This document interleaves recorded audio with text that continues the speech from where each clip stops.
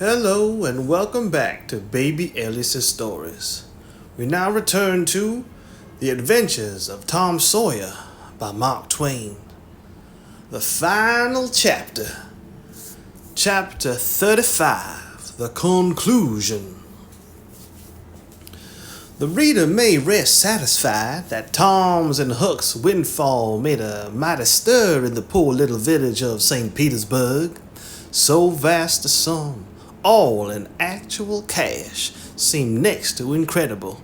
It was talked about, gloated over, glorified, until the reason of many of the citizens tottered under the strain of the unhealthy excitement. Every haunted house in St. Petersburg and the neighboring village was dissected, plank by plank, and its foundations dug up and ransacked for hidden treasure. And not by the boys, but by men. Pretty grave, unromantic men, too, some of them. Wherever Tom and Huck appeared, they were courted, admired, stared at. The boys were not able to remember that their remarks had possessed weight before. But now their sayings were treasured and repeated. Everything they did seemed somehow to be regarded as remarkable. They had evidently lost the power of doing and saying commonplace things. Moreover, their past history was raked up and discovered to bear marks of conspicuous originality. The village paper published biographical sketches of the boys. The widow Douglas put Huck's money out at 6%, and Judge Thatcher did the same with Tom's at Aunt Polly's request. Each lad had an income now that was simply prodigious. $1 for every weekday in the year and half of the Sundays. It was just what the minister got. No, it was what he was promised. He generally couldn't collect it. $1.25 a week would board, lodge, and school a boy in those old simple days, and clothe him and wash him too, for that matter. Judge Thatcher had conceived a great opinion of Tom. He said that no commonplace boy would ever have got his daughter out of the cave. When Becky told her father in strict confidence how Tom had taken her whipping at the school, the judge was visibly moved, and when she pleaded grace for the mighty lie which Tom had told in order to shift that whipping from her shoulders to his own, the judge said with a fine outburst that it was a noble, a generous, a magnanimous lie, a lie that was worthy to hold up its head and march down through history, breast to breast, with George Washington's lauded truth about the hatchet. Becky thought her father had never looked so tall and so superb as when he walked the floor and stamped his foot and said that. She went straight off and told Tom about it. Judge Thatcher hoped to see Tom, a great lawyer or a great soldier someday. He said he meant to look to it that Tom should be admitted to the National Military Academy and afterward trained in the best law school in the country in order that he might be ready for either career or both. Huck Finn's wealth and the fact that he was now under the widow Douglas's protection introduced him into society. No, dragged him into it, hurled him into it, and his sufferings were almost more than he could bear. The widow's servants kept him clean and neat, combed and brushed, and they bedded him nightly in unsympathetic sheets that had not one little spot or stain which he could press to his heart and know for a friend. He had to eat with a knife and fork. He had to use napkin, cup, and plate. He had to learn his book. He had to go to church. He had to talk so properly that speech was become insipid in his mouth. Whithersoever he turned, the bars and shackles of civilization shut him in and bound him, hand and foot. He bravely bore his miseries 3 weeks, then one day turned up missing. For 48 hours the widow hunted for him everywhere in great distress. The public were profoundly concerned. They searched high and low. They dragged the river for his body.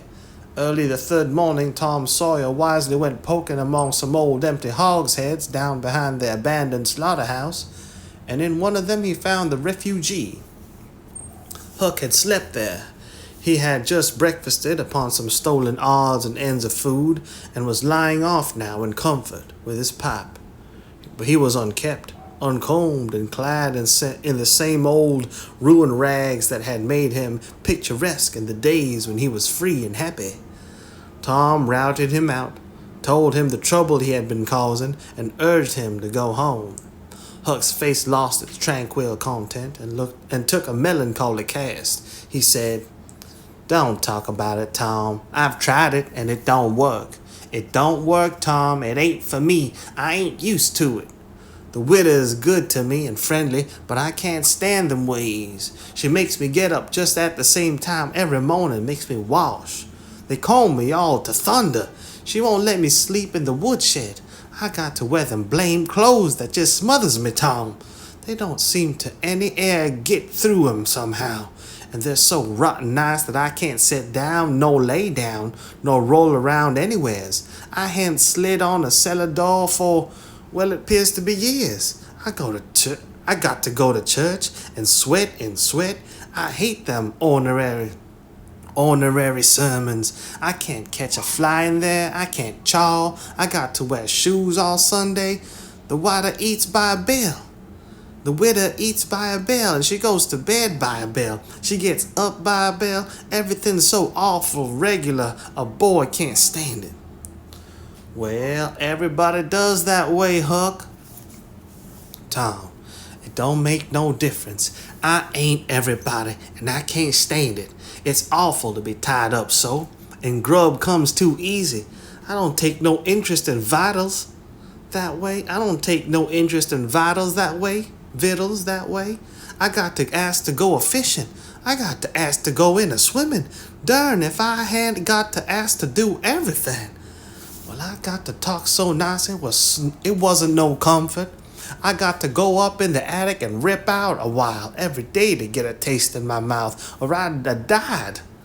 Tom, the widow wouldn't let me smoke. She wouldn't let me yell. She wouldn't let me gape, no stretch, no scratch before folks. Then, with a spasm of special irritation and injury, and Dad Fitchett, she prayed all the time. I never see such a woman. I had to shove, Tom. I just had to. And besides, that school's going to open and I had to go to it. Well, I wouldn't stand that, Tom. Looky here, Tom. Being rich ain't what it's cracked up to be. It's just worry and sweat and a wishing you was dead all the time. Now these clothes suit me, and this bar'll suit me, and this bar'll suits me, and I ain't ever going to shake 'em anymore. Tom, I wouldn't ever go into all this trouble if it hadn't been for that money. Now you just take my share of it along with yours and give me a 10-center sometimes, and not many times. 'Cause I don't give a darn for a thing thought it's tolerable hard to get, and you go and beg off for me with the widow. Oh, Huck, you know I can't do that. 'Tain't fair, and besides, if you'll try this thing just a while longer, you'll come to like it. Like it? Yes, the way I like a hot stove if I was to set on it long enough. No, Tom, I won't be rich, and I won't live in them cursed smothery houses. I like the woods and the river and the hogs' heads, and I'll stick to 'em too. Blame it all. Just as we got guns in a cave and all just fixed to rob, here this darn foolishness has to come up and spile it all. Tom saw his opportunity. Looky here, Huck. Being rich ain't gonna keep me back from turning robber. No? Oh, good licks. Are you in real dead wood earnest, Tom? Just as dead earnest as I'm sitting here. But Huck, we can't let you into the gang if you ain't respectable, you know. Huck's joy was quenched. Can't let me in, Tom? Didn't you let me go for a pirate? Yeah, but that's different. A robber's more high-toned than what a pirate is, and a general thing. In most countries, they're awful high up in the nobility, dukes and such. Now, Tom, ain't you always been friendly to me? You wouldn't shut me out, would you, Tom? You wouldn't do that now, would you, Tom? Huck, I wouldn't want to, and I don't want to. But what will people say? Why, they'd say, Tom Sawyer's gang, pretty low characters in it. They mean you, Huck. You wouldn't like that, and I wouldn't. Huck was silent for a time, engaged in a mental struggle. Finally, he said, "Well, I'll go back to the widow for a month and tackle it and see if I can come to stand it.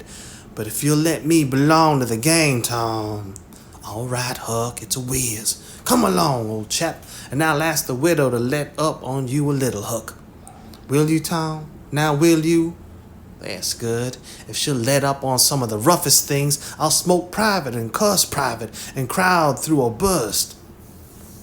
"But when you going to start the gang and turn robbers?" "Oh, right off. We'll get the boys together and have the initiation tonight, maybe." "Have the which?" "Have the initiation." "What's that?" "It's to swear to stand by one another and never tell the gang secrets, even if you're chopped all to flinders, and kill anybody and all his family that hurts one of the gang." "That's gay. That's mighty gay, Tom, I tell you." "Well, I bet it is. And all that swearing's got to be done at midnight in the lonesomest, awfulest place you can find. A haunted house is the best, but they're all ripped up now." "Well, midnight's good anyway, Tom." "Yeah, so it is. And you've got to swear in a coffin and sign it with blood. Now that's something like. Why, it's a million times bullier than pirating. I'll stick to the widow till I rot, Tom, and if I get to be a regular ripper of a robber and everybody talking about it, I reckon she'll be proud she snaked me in out of the wet." Conclusion. So endeth this chronicle, it being strictly a history of a boy. It must stop here. The story could not go much further without becoming a history of a man. When one writes a novel about grown people, he knows exactly where to stop. That is, with a marriage. But when he writes a juveniles, he must stop where he best can. Most of the characters that perform in this book still live and are prosperous and happy. Someday it may seem worthwhile to take up the story of the younger ones again and see what sort of men and women they turned out to be. Therefore, it will be wisest not to reveal any of that part of their lives at present. The end. Good night, baby alias.